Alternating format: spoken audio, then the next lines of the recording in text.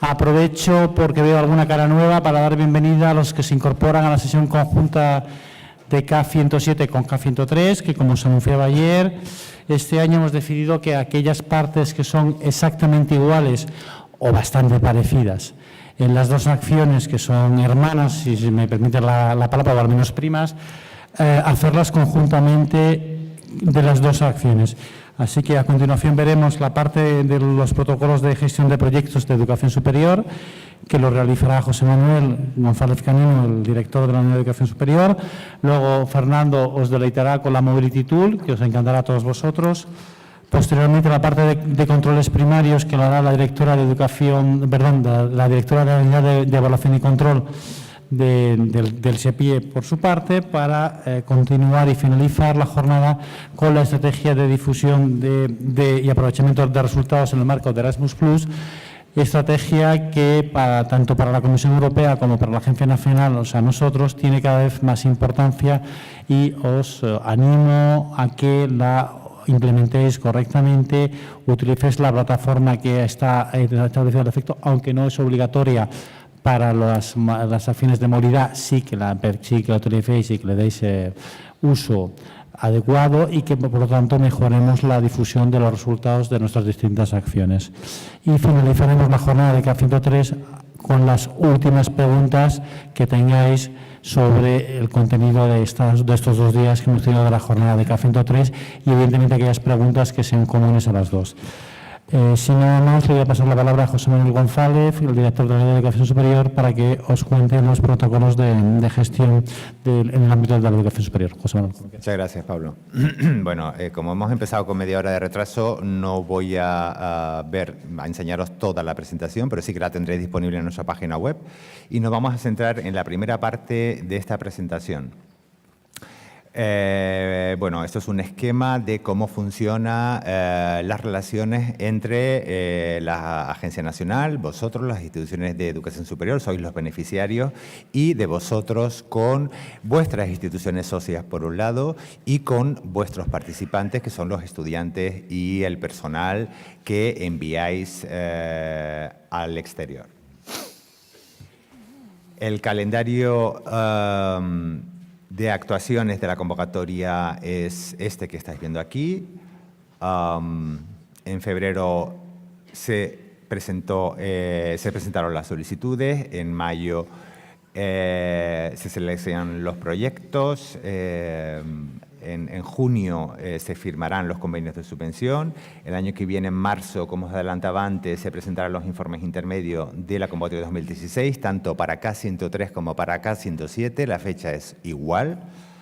En mayo del próximo año esperamos hacer la distribución de fondos. Por eso lo hemos adelantado, queremos hacerla en mayo.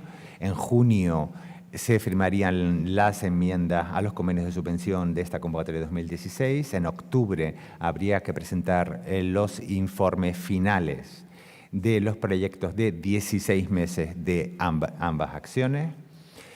Y en junio de 2018 se presentarían los de 24 meses de la convocatoria 2016. Y una novedad que ya os hemos comunicado a los que tenéis convenios de K107, se pueden extender la duración de los convenios únicamente K107, por eso está en un color distinto, a 26 meses. Y por lo tanto, el plazo de presentación de los informes finales de estos convenios de K107 se tendrán que presentar en septiembre de 2018. Una referencia rápida a los acuerdos interinstitucionales que tenéis que firmar con vuestros socios. Hay 2 modelos distintos, la información básicamente es la misma, pero tenéis que utilizar modelos diferentes para lo que son las acciones de K103 y la de K107. Tenéis los 2 modelos publicados en nuestra página web, en la parte de seguimiento del año 2000, de la convocatoria 2016, ahí tenéis los modelos. Y bueno, son documentos en el que 2 o más instituciones educativas establecen los términos de cooperación e intercambio de acuerdo a los principios del programa. Y es obligatorio, como sabéis, para las modalidades de estudiantes para estudios y para personal para docencia. Y, por supuesto, tiene que firmarse antes de que comiencen las actividades de movilidad. La estructura de los acuerdos interinstitucionales no la vamos a ver con detalle, ya la conocéis, hay una parte de información de las instituciones que participan en el acuerdo, el número de movilidades que se llega por curso, las competencias lingüísticas recomendadas. Os recordamos que el nivel mínimo recomendado para la movilidad de estudiantes es el B1, y el nivel mínimo recomendado para movilidades de personal es el nivel B2, pero está claro que cada institución puede tomar sus propias decisiones al respecto.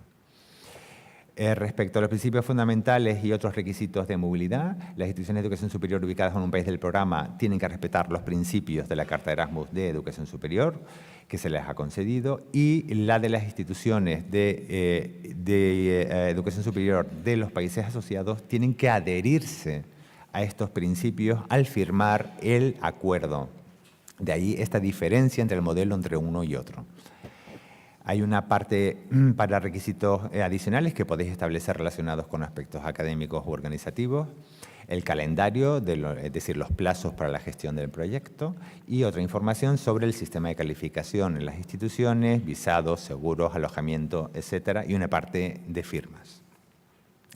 Estos principios que tienen que respetar las instituciones de educación superior de los países socios, es decir, de los países que participen en K107, son los mismos principios que tenéis que respetar vosotros, que sois las instituciones que tienen la ECHE, ¿no? Principio de no discriminación, igualdad de oportunidades, realizar los procesos de selección de forma justa, transparente y documentado, la garantía del reconocimiento académico, esta es la base del programa Erasmus, la no aplicación de las tasas académicas, la información sobre el curso académico, competencia lingüística, los acuerdos de movilidad, asistencia para obtención de visados, muy importante para los estudiantes y el personal de países asociados, para la contratación de seguros, orientación sobre alojamiento, igualdad de trato académico, reintegración de participantes. Bien, entrando en los convenios de subvención, este año hay importantes novedades que queríamos entrar en detalle. La Comisión Europea ha cambiado los modelos que vamos a firmar con vosotros, porque ha decidido que todos los programas que gestiona la Comisión Europea, ya sean en el ámbito de la educación, ya sean en los de investigación, es decir, en todo tipo de programas, tengan una estructura uniforme. Por lo tanto, han cambiado los modelos. Sigue manteniéndose estos 2 tipos de modelos de convenio de subvención que firmaremos con vosotros. Habrá un modelo para beneficiarios con un único beneficiario, es decir, las instituciones de educación superior, y habrá otro para los consorcios, que la Comisión les llama convenio de subvención con múltiples beneficiarios. Os recordamos que la firma de los convenios de subvención se hará siempre en formato electrónico, ya se hizo así desde el año pasado, y una resolución publicada en nuestra página web del Ministerio, en la que se establece la obligatoriedad de utilización de medios electrónicos que comporta grandes ventajas a la hora de agilizar toda la gestión y pagos de los convenios.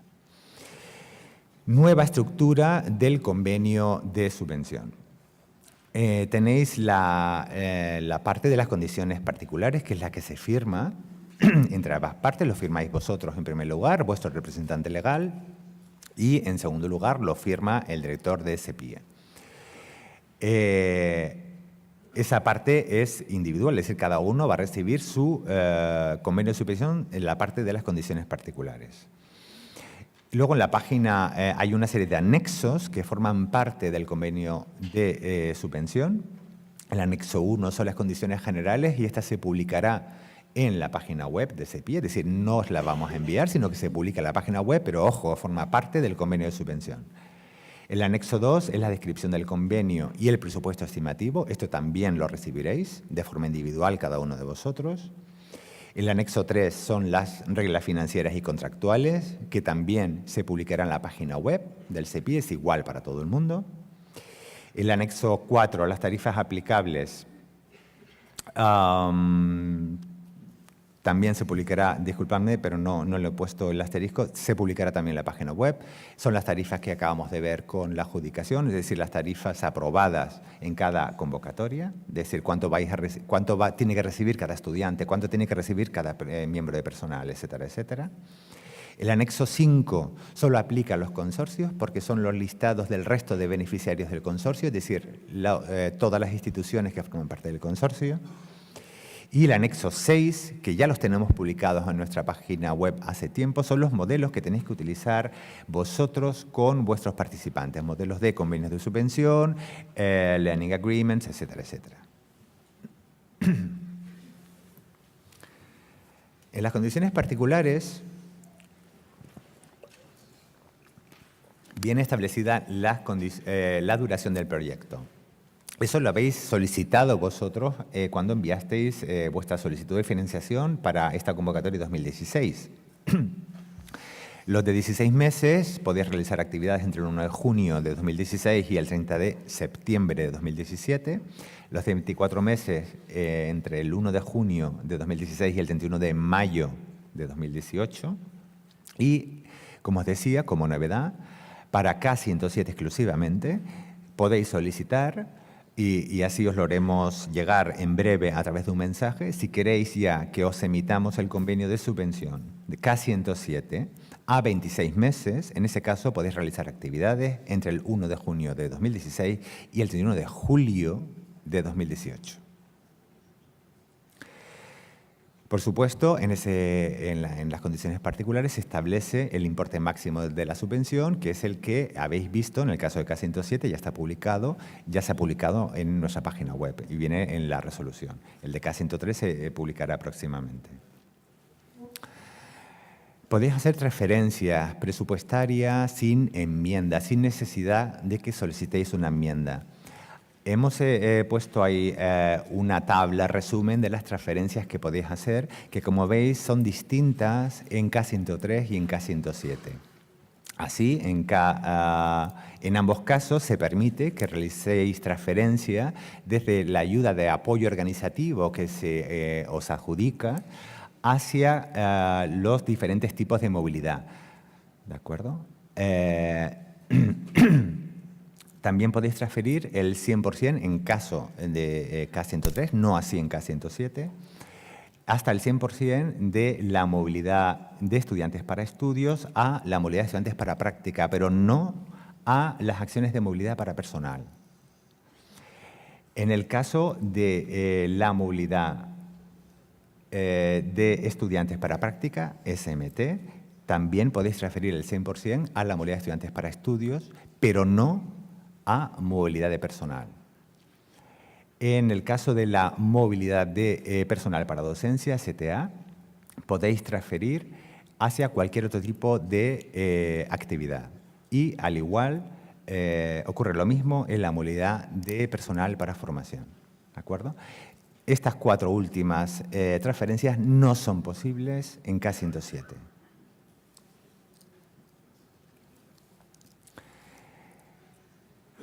En K107, además, podéis hacer otro tipo de modificaciones al convenio de subvención sin necesidad de enmienda, que son estas que tenéis aquí. Las tenéis luego explicadas en el convenio de subvención que vais a recibir. Los fondos para un determinado conjunto de flujos de movilidad con un país asociado se otorgan para una duración total y un número concreto de participantes conforme se especifica en el anexo 2 que recibiréis. El beneficiario es libre de establecer la duración de las actividades de movilidad siempre que se respeten las duraciones mínima y máxima establecidas en la guía del programa, así como cualquier otro posible criterio establecido por la Agencia Nacional. Y, asimismo, podéis organizar actividades de movilidad para un número de participantes diferentes al especificado en el anexo 2 que recibiréis, siempre que se respeten la duración mínima y máxima establecida en la guía del programa y cualquier otro posible criterio secundario publicado por la Agencia Nacional, que ya habéis visto está publicado en la resolución de K107 y que es el anexo 2, los criterios, ahí los tenéis. Insisto, esto solo aplica a K107. Los pagos. Esto no cambia, recibiréis un primer pago de prefinanciación del 80% a los 30 días de la firma del convenio por ambas partes y un segundo pago de prefinanciación del 20% a los 60 días tras la recepción del informe intermedio, siempre que se demuestre que se ha utilizado al menos el 70% del primer pago de prefinanciación. Si no es así, tenéis que volver a presentar un segundo informe intermedio cuando se dé esta circunstancia, es decir, cuando ya habéis gastado ese 70%. ¿De acuerdo? Y al final, no hay un pago del saldo. El pago del saldo consistirá en todo caso en la recuperación de fondos que se realizará a los 60 días tras la recepción del informe final. Como sabéis, en educación superior, a diferencia de lo que ocurre en otros sectores educativos, se recibe el 100% de la prefinanciación.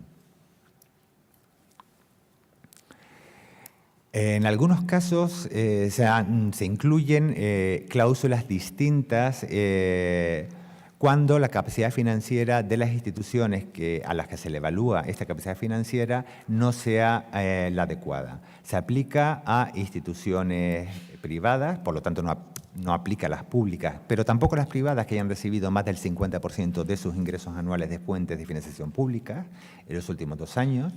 Aplica a subvenciones superiores a 60.000 euros y en función de los resultados de esta evaluación, tenemos muy pocos casos. En el caso de que la evaluación resulte en una baja capacidad financiera, los porcentajes de financiación varían con respecto a lo establecido de manera estándar y así el primer caso, en estos casos, el primer pago de prefinanciación es del 60% y el segundo es del 40%. En cualquier caso se recibe el 100% de los pagos de prefinanciación. Y cuando la capacidad financiera es pobre, se exige la presentación de un aval por parte del beneficiario antes de realizar los pagos de prefinanciación, que se mantienen igual, 80-20. Pero, insisto, en estos casos, creo que tenemos 1 o 2, es necesaria la presentación de un aval. El informe intermedio se presenta en la fecha que os hemos dicho como novedad, es ahí en rojo, el 31 de marzo de 2017, tanto para K103 como para K107, independientemente de la duración establecida de los convenios de subvención. Esa novedad de que los convenios de K107 pueden establecerse con una duración máxima de 26 meses. Por lo tanto, el informe final se presentaría en estos casos en la fecha que veis ahí, el 30 de septiembre de 2018, lo acabamos de ver. Como veis, los días en los que se presentan los informes finales tras la finalización de vuestras actividades de movilidad varía solamente en este último caso, porque si no coincidía que tendríais que presentar el de K107 de 26 meses el 31 de agosto. Por lo tanto, decidimos ampliar un mes más la presentación del informe final en estos casos y se presenta en este caso en septiembre. En las condiciones particulares, esto no es novedad, esto ya estaba así establecido en los convenios del año pasado, de 2015. Sabéis que cualquier comunicación dirigida a nosotros, a la Agencia Nacional, por vuestra parte, se tiene que realizar a través del sistema electrónico de intercambio establecido en la Agencia Nacional, que tenéis en nuestra página web, o a través del correo electrónico, en este caso movilidad.es o dimensioninternacional.es, dependiendo de si es K103 o K107. Vuestros datos de contacto son los que figuran en la solicitud que enviasteis en su momento y por nuestra parte se remite a través, toda notificación desde la Agencia Nacional a vosotros se remite a través de este sistema electrónico de intercambio establecido por la Agencia Nacional en esa misma página web o a través del correo electrónico que figure en el convenio de subvención especificado por vosotros en la solicitud.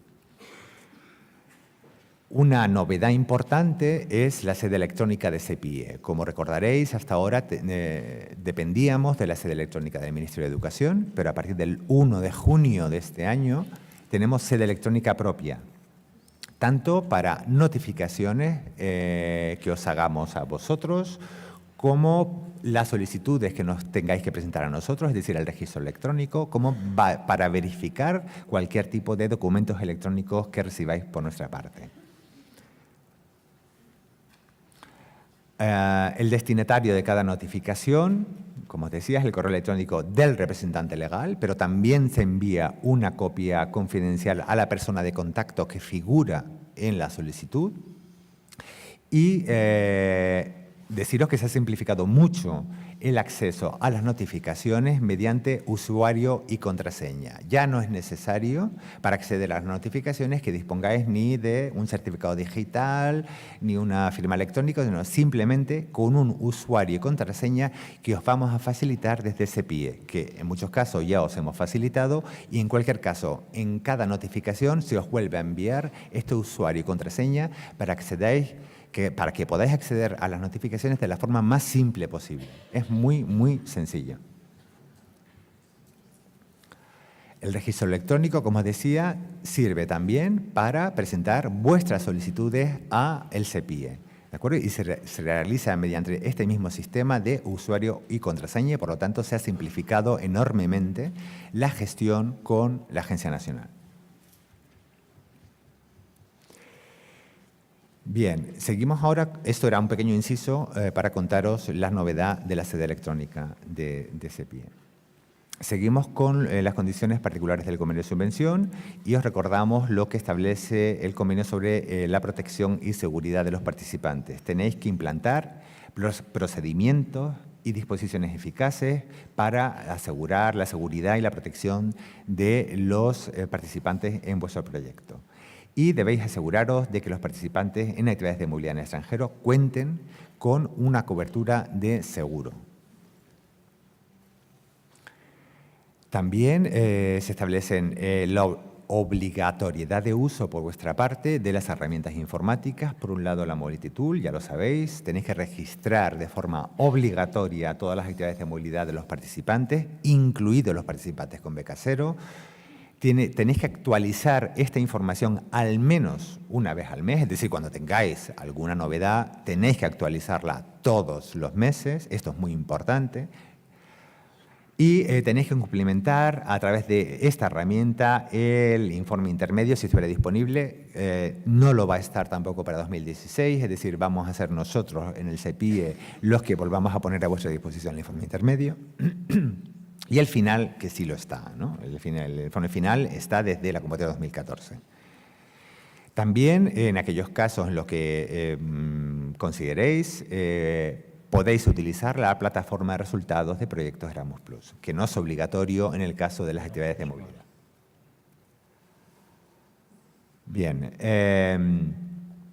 En cuanto a las actividades de supervisión y evaluación, la Agencia Nacional y la Comisión supervisaremos la correcta ejecución de la Carta de Erasmus de Educación Superior. Ya tuvimos ayer ocasión de contaros todas las novedades al respecto de este asunto. También Evaluación y Control insistirá sobre este tema, ¿vale? El cumplimiento, como os decía, de compromisos de calidad definidos en el convenio interinstitucional aplicable. También encontraréis una cláusula en torno al apoyo lingüístico en línea, del que hablamos ayer, solo aplicable a K103, os recuerdo, no es aplicable a K107. Los estudiantes de movilidad entre países del programa, incluidos los estudiantes de beca cero. Las lenguas disponibles ya la hemos visto ayer. Figura en el convenio de subvención el número de licencias que se os han adjudicado. Y en el caso de que necesitéis más, simplemente las solicitáis porque tenemos más licencias para adjudicaros cuando las necesitéis. Y también una pequeña mención a la OLS para refugiados, que es, como os contamos ayer, de uso voluntario. Bien, este es el convenio, las condiciones particulares del convenio, que es esa parte que se firma y que tenéis.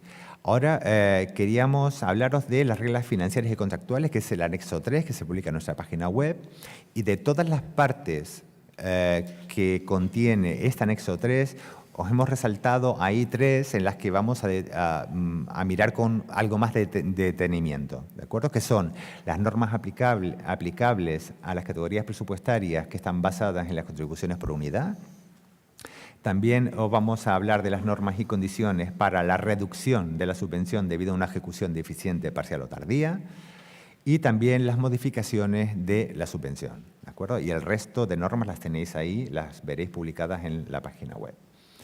Con respecto a la primera parte, las normas aplicables a las categorías presupuestarias basadas en las contribuciones por unidad, tenemos por un lado todo lo referente a la movilidad de personal, por un lado las ayudas de viaje. ¿Cómo se calculan las ayudas de viaje del personal? Simple, se multiplica el número de participantes por la banda de distancia, por la contribución por unidad aplicable, es decir, el importe que se asigna a cada banda de distancia, por la distancia en cuestión. El coste unitario por banda de distancia representa el importe de un viaje de ida y vuelta, es decir, no podéis aplicar la banda de distancia 2 veces, se aplica una única vez por participante, entre el lugar de origen y el de destino. ¿Qué documentación justificativa tenéis que tener guardada en vuestros archivos para justificar que habéis aplicado correctamente esto? Cuando los viajes se realicen entre la organización de origen y la de destino, que es lo normal, se tiene que utilizar por defecto, simplemente tenéis que tener la declaración firmada por la organización de destino, que es el certificado de estancia, ¿de acuerdo? Cuando de forma excepcional, se realicen viajes desde o hacia lugares distintos al de destino o acogida y que conlleven un cambio de esa banda, únicamente en estos casos, cuando conlleva un cambio de banda, en este caso sí es necesario justificar por qué se aplica esta banda y no otra. Y en ese caso sí que tenéis que guardar de los participantes documentos de viaje o facturas que especifiquen el lugar de salida y de llegada. Insisto, esto es excepcional. Es muy raro que lo tengáis que utilizar. En cuanto al apoyo individual del personal, ¿cómo se calcula el importe de la subvención? Multiplicando el número de días del participante por la contribución por unidad aplicable por día para el país de destino. Hemos visto que hay 4, están clasificados los países en 4 grupos, en el caso de K103, en el caso de K107 hay una tarifa única. En su caso se podrán añadir un día antes de la actividad y un día después de la actividad. ¿Y qué documentos justificativos que tenéis que tener? Lo mismo que acabamos de ver para los viajes, la declaración firmada por la organización de destino, es decir, el certificado de estancia del participante. Es simple, es el mismo documento. En el caso de los estudiantes de la Comunidad Autónoma Canaria reciben una ayuda de viaje que el resto de estudiantes no pueden recibir, pero sí lo reciben los estudiantes de K107, ¿de acuerdo? El cálculo de la importe de subvención lo acabamos de ver con el personal. Se realiza de la misma manera, aplicando las bandas de distancia. La documentación justificativa es similar. Cuando los viajes se realicen entre la organización de origen y la de destino, se justifica con el certificado académico, cuando es una movilidad para estudios, o un certificado de estancia adjunto al certificado académico si no vienen las fechas de esa movilidad. En el caso de la movilidad para estudios, insisto, y en el caso de prácticas, el certificado de las prácticas o un certificado de estancia adjunto si en el certificado de prácticas no vienen exactamente las fechas de inicio y fin. Cuando estos viajes se realicen desde o hacia lugares distintos al origen de destino, al igual que acabamos de ver para la unidad de personal, sí que es necesario que se justifique mediante un documento de viaje o factura cuando conlleven un cambio de esa banda de distancia. Insisto, esto no es lo normal es lo otro. El apoyo individual, el cálculo se realiza multiplicando el número de días del estudiante por lo establecido en cada uno de los países de destino, ¿de acuerdo? En el caso de meses incompletos, el importe de la movilidad de la subvención se calcula multiplicando el número de días del mes incompleto por 1 dividido entre 30 de la contribución de unidad por mes. Y la documentación justificativa la acabamos de ver. El certificado académico en el caso de estudiantes para estudios o el de prácticas en el caso de estudiantes para prácticas. El apoyo individual. Con respecto a las fechas de inicio y fin de las actividades, se establece en este anexo 3, y esto es importante que lo sepáis, que la fecha de inicio en el caso de estudiantes puede ser el primer día que el estudiante debe estar presente en la organización de destino, que puede ser la fecha de inicio del primer curso, o el primer día en el puesto de trabajo, cuando se hagan prácticas, o el primer día de un acto de bienvenida, o de cursos de lengua o cursos interculturales. Y como fecha fin es el último día en el que el estudiante tiene que estar presente en la organización de destino, que puede ser el último día del periodo de exámenes, del curso, del trabajo, del periodo de estancia obligatoria, etc.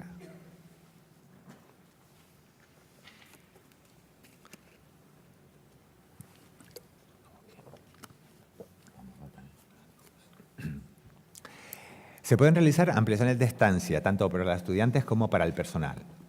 Si el periodo de estancia previsto fuera superior al establecido en el convenio de subvención, podéis enmendar el convenio de subvención durante el periodo de movilidad del participante para tener en cuenta la duración superior, siempre que el importe restante de la subvención os lo permita. Es decir, si tenéis dinero para financiar estancias superiores, lo podéis hacer, pero tenéis que enmendar el convenio de subvención antes de que finalice el periodo de movilidad establecido inicialmente.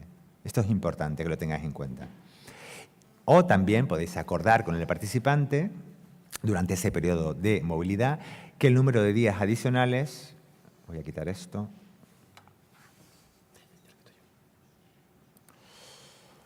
que el número de días adicionales sea considerado un periodo de beca sin financiación, con beca cero, ¿de acuerdo? El importe de la ayuda del participante no se puede incrementar una vez que finalice su movilidad. Por lo tanto, cualquier enmienda que hagáis con vuestros participantes tiene que realizarse antes de que finalice la movilidad.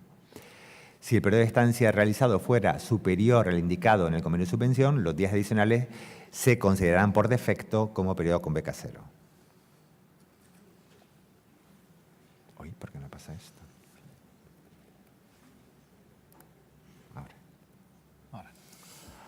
Bien, también hay casos en los que se interrumpe la estancia, se pueden dar casos excepcionales en el que se interrumpe la estancia de movilidad y que sepáis que el periodo de interrupción no contabiliza para el cálculo de la subvención otorgada como apoyo individual que tengan derecho a percibir los participantes.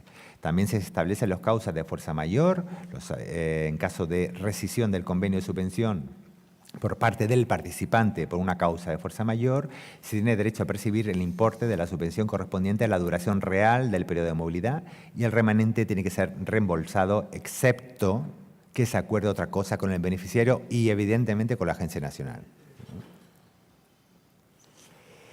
En caso de suspensión del convenio de subvención por parte del participante por esta causa de fuerza mayor, se puede continuar con la actividad tras la interrupción, siempre que la fecha de finalización, lógicamente, de la actividad de movilidad no exceda de la fecha de finalización del proyecto de movilidad de la institución, lógico. Esta circunstancia debe consignarse en la multitud como una única movilidad con un periodo de interrupción. Informe de los participantes, tanto de estudiantes y personal, cuando finalizan sus estancias de movilidad, tienen que completar este cuestionario en línea y a los que no cumplan con esta obligación, la institución puede requerirle el reembolso total o parcial de la subvención recibida con fondos Erasmus Plus de la Unión Europea. ¿Qué pasa en periodos de estancia inferiores a la duración mínima en el caso de estudiantes? Si la duración efectiva del periodo de movilidad fue inferior a 5 días al periodo establecido en el convenio de subvención, la confirmación de las fechas de inicio y fin de la estancia tiene que ser notificada, tiene que estar establecida en el certificado académico, en el caso de estudiantes para estudios, en el certificado o en el certificado de práctica. Es decir, que si hay una diferencia de 5 días, se lo podéis abonar a vuestros participantes sin ningún problema. ¿De acuerdo? Hay ese pequeño margen de flexibilidad a la hora de abonar las ayudas. El apoyo organizativo. El cálculo del importe de la subvención se multiplica el número total de participantes de movilidad por la contribución por unidad aplicable que acabamos de ver, incluidas las movilidades con beca cero, pero excluyendo, lógicamente, las personas acompañantes de participantes con necesidades especiales. En K107 no aplica a movilidades adicionales financiadas mediante transferencia de fondos de OS. ¿Y qué documentos justificativos tenéis que tener para esta ayuda? La que hemos visto, los certificados académicos de los estudiantes para estudios, los certificados de prácticas o, en el caso del personal, los certificados de estancia. Es decir, no hay más documentación adicional para justificar esto, pero sí que tenéis que justificarlo con el número total de participantes de vuestro proyecto. En el informe final se aplica un margen de tolerancia del 10%, de forma que si el número total de movilidades de estudiantes y personal es inferior al 10% al número especificado en el convenio de subvención, no se reduce la ayuda DOS en el informe final. Al contrario, si el número de movilidades sí se reduce por encima de ese límite, entonces sí que se limita ese porcentaje inicialmente adjudicado. Las normas y condiciones para la reducción de la subvención por una ejecución deficiente, tardía o parcial. En función de la evaluación del informe final del beneficiario, incluidos los informes de los participantes, así como otras fuentes de información, como pueden ser visitas de seguimientos que realicemos desde la unidad, como revisiones documentales que realice la unidad de evaluación y control o visitas in situ. Si el resultado del informe final es inferior a 50 puntos sobre el total de 100, se pueden aplicar estas reducciones en el importe final de los gastos admisibles para apoyo organizativo. Os lo contamos ayer, en el caso de los proyectos 16 meses 2014, esta circunstancia se dio en 4 informes finales, aunque se hayan ejecutado todas las actividades de movilidad. Se reduce un 25% si el informe final obtiene una puntuación entre 40 y 49 puntos. Se reduce un 50% si el informe final obtiene una puntuación entre 25 y 39 puntos. Y se reduce un 75% si el informe final obtiene una puntuación inferior a 25 puntos. Modificaciones de la subvención se pueden realizar como consecuencia de una redistribución de fondos o de fondos adicionales puestos a disposición de la Agencia Nacional para su redistribución entre todos los beneficiarios. En K107 se tienen que cumplir las siguientes condiciones. El beneficiario no ha obtenido una subvención igual al importe total de su solicitud debido a una alta demanda o a la limitación del presupuesto. La información del informe intermedio y la Mobility Tool muestran un grado de ejecución de las movilidades adjudicadas de acuerdo con lo establecido en el convenio de subvención, y el importe de la adjudicación final, evidentemente, nunca en K107 puede ser superior a la solicitud inicial. En K107, ¿de acuerdo? También se puede realizar una modificación de la subvención, como contaba hace un rato, con el aumento de la subvención para necesidades especiales. En ambos casos requiere la firma de una enmienda bilateral al convenio de subvención. Bien, y aquí lo dejamos. Como os contaba al principio, esta presentación contiene más diapositivas que publicaremos en nuestra página web. Si tenéis preguntas, si no, sí. Pablo, habías dicho que no ibas a preguntar más, ¿eh? Allí, por favor.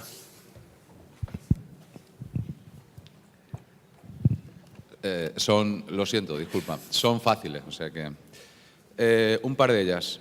Me ha parecido escuchar, José Manuel, que comentabas que no se podría financiar o redistribuir fondos para estancias que ya hubiesen finalizado. Sí, correcto. Eso quiere decir que nosotros financiamos 7 meses por estudiantes, tal como nos indicáis, pero finalmente nos damos cuenta de que podemos afrontar un mes más. Los estudiantes han vuelto, no podemos… No. Bajo ningún concepto. Esos cálculos tenéis que hacerlo antes, Okay. porque antes de que finalicen sus estancias. Dice que tenéis que tener cuidado de en qué momento tomáis la decisión, porque es necesario establecer una enmienda antes de que finalice su periodo de estancia, el que tenéis establecido inicialmente en el convenio. Eso no ha cambiado, eso ha sido así desde 2014. Pero sí podemos utilizar el último mes, como hemos hecho habitualmente, para equilibrar, o tampoco. ¿Perdona? Sí, ¿Equilibrar? me imagino que otras instituciones hacen lo propio. Nosotros hay un mes que lo dejamos para el final y una vez finalizada la estancia comprobamos si el estudiante ha cubierto la totalidad o no. Pero eso afecta al pago del estudiante, Ok, sí. ¿vale? Eso es otra cosa. Vale. Ese es el pago del estudiante. Eso viene establecido en el convenio de subvención con los participantes. Ahí tenéis que establecer cómo le vais a hacer los pagos. Eso es otra cosa. Vale, suya. vale. Siguiente, en relación con la movilidad de docente y de personal. Si utilizamos las bandas de distancia que tenéis establecidas, en el caso de mi universidad hay algunos docentes que se están desplazando a distancias inferiores a 100 kilómetros, porque van a la Universidad de Évora, por ejemplo, que está a 70, o a la agraria, la superior agraria de Elvas, o en el caso de Galicia. ¿Qué hacemos cuando un docente se desplaza a menos de 100 kilómetros? Pues lo siento mucho, pero no le podéis abonar nada por gastos de viaje. Sí que le podéis poner un día antes y un día después como gastos de manutención. Eso sí lo podéis hacer sin problema, pero gastos de viaje inferiores a 100 kilómetros no se permite. Yo sé que podemos hacer alguna pequeña trampa, como esa que tú mencionas. No lo quiero escuchar ni grabar, ¿eh? No. No. Yo iba a decir que sé que podemos hacer alguna pequeña trampa, como esa que mencionas, pero ¿no sería más razonable que se pudiesen incluir los kilómetros reales y si son 99, son 99? Pablo, está establecido así en la guía del programa Ok. del año 2014. No se puede. Gracias. Nada. Aquí delante, por favor, la segunda fila, Politécnica de Madrid.